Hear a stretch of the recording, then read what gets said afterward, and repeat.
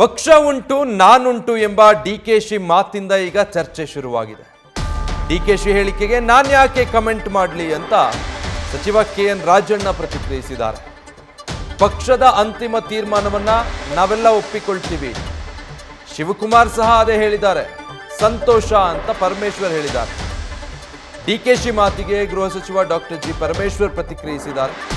ಮುಖ್ಯಮಂತ್ರಿ ಕುರ್ಚಿ ಖಾಲಿಯಾದ ತಕ್ಷಣ ಕ್ಲೇಮ್ ಮಾಡ್ತೀವಿ, ಡಿಕೆಶಿ ಸಿಎಂ ಆಗ್ತಾರೆ ಅಂತ ಮತ್ತೊಂದು ಕಡೆ ಶಾಸಕ ಶಿವಗಂಗಾ ಪುನರುಚ್ಚರಿಸಿದ್ದಾರೆ.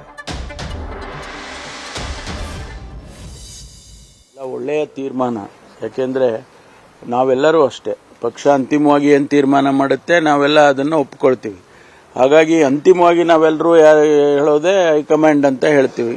ಪಕ್ಷದ ತೀರ್ಮಾನ ಏನಾಗುತ್ತೆ ಅದೇ ಆಗ್ಬೋದು ಅಂತ. ನಿನ್ನೆ ಕೂಡ ನಾನು ಅದನ್ನೇ ಹೇಳಿದೆ. ಪಕ್ಷದ ಅಂತಿಮವಾಗಿ ಪಕ್ಷ ಅಂದ್ರೆ ಹೈಕಮಾಂಡ್ ಏನು ತೀರ್ಮಾನ ಮಾಡುತ್ತೆ ಅದನ್ನೇ ನಾವೆಲ್ಲರೂ ಒಪ್ಕೊಳ್ತೀವಿ ಅಂತಕ್ಕಂಥ ಮಾತನ್ನ ನಾನು ಕೂಡ ಹೇಳಿದ್ದೇನೆ.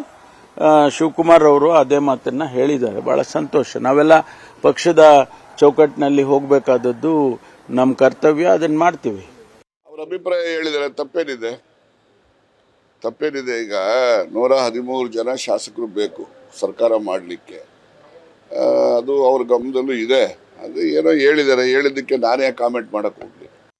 ಯಾವುದೇ ಕಾರಣಕ್ಕೂ ಅವ್ರು ಹೇಳಿರೋದು ಸರಿಯಾಗಿದೆ.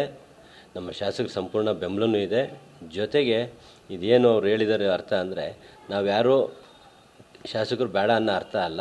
ನಾವೆಲ್ಲರೂ ಶಾಸಕರು ಒಗ್ಗಟ್ಟಾಗಿದ್ದೀವಿ. ನನ್ನೇನಾದ್ರು ತೀರ್ಮಾನ ತಗೊಳ್ಳೋದು ಶಾಸಕರು ಪಾಪ ಅವರಲ್ಲ, ತೀರ್ಮಾನ ತಗೊಳ್ಳೋದು ಏನೋ ಹೈಕಮಾಂಡ್. ನಾನು ಹೈಕಮಾಂಡ್ ಕೇಳ್ತೀನಿ ಅಂತ ಹೇಳಿದ್ದಾರೆ.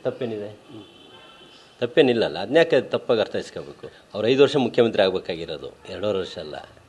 5 ವರ್ಷನೇ ಅವ್ರಿಗೆ ಕೊಡಬೇಕಿತ್ತು, 2 ವರ್ಷ ಅದಲ್ಲ. ಅವ್ರು ಹೇಳಿದ್ದು ಸರಿ ಇದೆ, ರಾಜಣ್ಣವರು 5 ವರ್ಷನೇ ಆಗಬೇಕಿತ್ತು.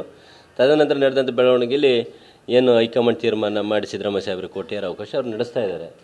ಅವ್ರು ನಡೆಸಲಿ. ತದನಂತರ ಕುರ್ಚಿ ಖಾಲಿ ಆಗೋದನ್ನ ಸಂದರ್ಭದಲ್ಲಿ ನಾವು ಕ್ಲೈಮ್ ಮಾಡ್ತೀವಿ. ಈಗ ಬೇಡ ಅದು. 20% ಕ್ಲೈಮ್ ಮಾಡ್ತಿರೋ ಈಗ. ನ್ಯೂಸ್ ಫಸ್ಟ್ ನಿರ್ಭೀತಿಯಿಂದ ನಿಮ್ಮ ಪರವಾಗಿ.